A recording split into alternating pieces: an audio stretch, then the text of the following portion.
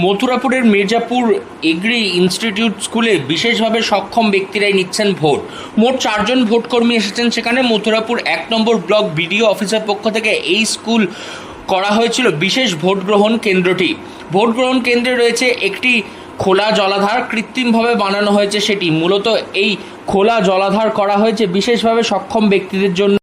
কেন্দ্রের কি বৈশিষ্ট্য রয়েছে এবং কতটা মানুষজনের পরিষেবা দিচ্ছে এবং কি জানেন এই কেন্দ্র সম্পর্কে? দেখুন, নির্বাচন কমিশনের নির্দেশ অনুসারে পিডব্লিউডি সেন্টার করার জন্য এবারে নির্দেশ এসছে। সেই হিসেবে এই মথুরাপুর 2-তে এখানে পিডব্লিউডি বুথটা আমাদের এখানে করা হয়েছে। তো সেই পিডব্লিউডি বুথে আমরা মোট 4 জন আছি, আমি প্রিসাইডিং, আর বাকি first polling, second polling, third polling commissioner সবাই ওরকমই। হ্যাঁ, মোট 4 জন আমরা আছি আর কি। সুযোগ সুবিধা সমস্ত কিছুই পাচ্ছেন? হ্যাঁ, আমরা 4 জনই আর কি পিডব্লিউডি ক্যান্ডিডেট হিসেবে আর কি আছি এখানে। কোনো অসুবিধা হচ্ছে না?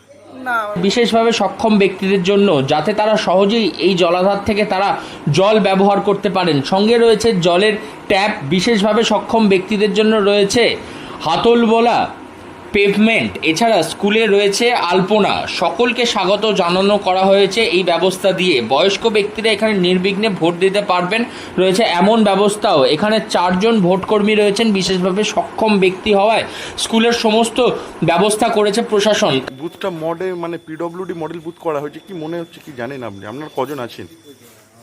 হ্যাঁ, আমরা এখানে 4 জন আছি। পিআরও আব্দুল কালাম সাহেব, আমরা 18 মির্জাপুর হাই স্কুলে এসেছি, ভোট করাচ্ছি মথুরাপুর কেন্দ্রে। তো এই কেন্দ্রে একটা স্পেশাল বৈশিষ্ট্য রয়েছে, জানেন?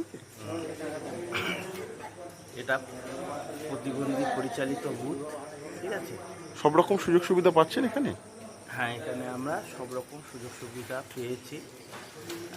স্কুলে পাঠানো হচ্ছে সমস্ত খাবার। এছাড়া তাদেরকে কড়া নিরাপত্তার বন্দোবস্ত করা হয়েছে। মাঝে মধ্যেই বিডিও অফিসের পক্ষ থেকে এলাকায় ঘুরে যাচ্ছেন প্রতিনিধি দল।